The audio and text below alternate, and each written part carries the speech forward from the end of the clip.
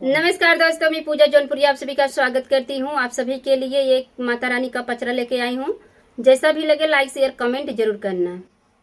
सोने के केवड़िया धई के सोवै शीतला मैया हो, सबेरवा होते ना ओन कर सेवक पुकारई हो, डेवड़िया धई के ना ओन कर सेवक पुकारई हो, डेवड़िया धई के ना।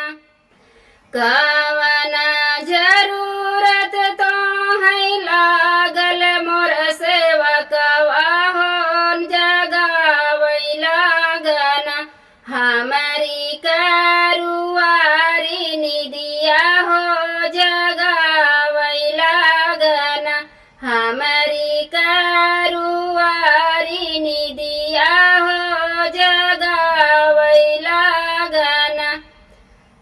बहुत संकट मैं पड़ल मोरी मैया हो, जगावै लागे ना तोहरी करुआरी निदिया हो, जगावै लागे ना तोहरी करुआरी निदिया हो, जगावै लागे ना। फिर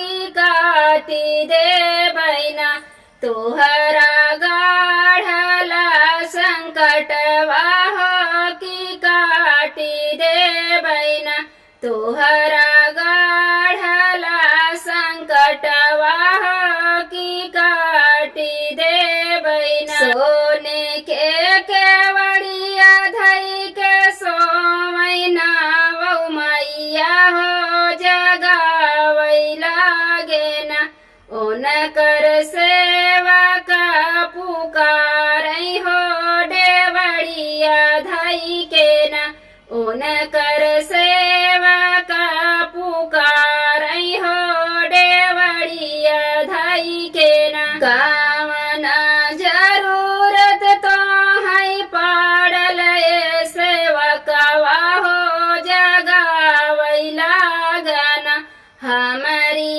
करुआरी निदिया हो, जगावै लागना।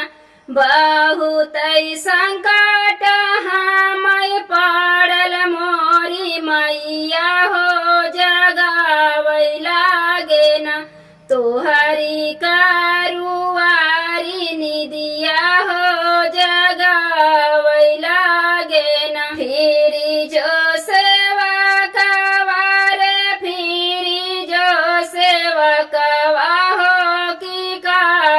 दे बैना तोहरा गाढ़ला संकटवा हो, की काटी दे बैना तोहरा